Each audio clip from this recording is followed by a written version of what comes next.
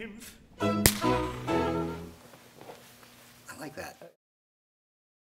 Hi, I'm Reilly Lewis. I'm the music director and founder of the Washington Bach Consort, which is so privileged to be rejoining Mark Morris' dance group for this performance of L'Allegro Il Penseroso at the Kennedy Center in January.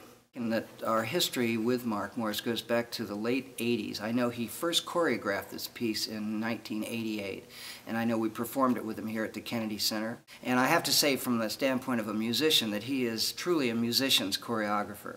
His understanding, his profound understanding and love of the music just permeates every movement of his dance choreography. And I say that because a lot of times when music is choreographed, it can be as much a distraction as anything else. And with Mark, you know, it's always filtered through this music, and he only picks the best music, which is another joy when we get to work with him.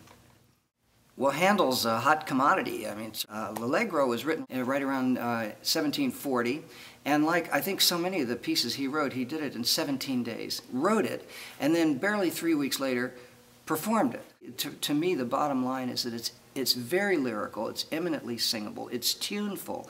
It's a lot of things that people might think Bach is, you know, this very complex and cerebral kind of writing, and that Handel just has this flow, this natural melodiousness to it. And then beyond that, you know, I have to say it's a subjective thing, what people will hear, how people will draw this mood, this emotion from the music. But I will say that it's very clear whether it's happy or sad.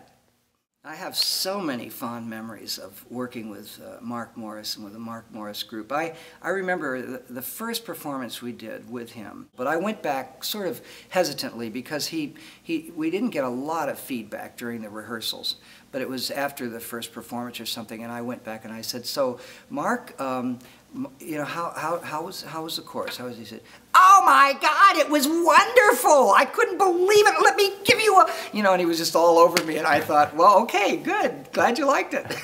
I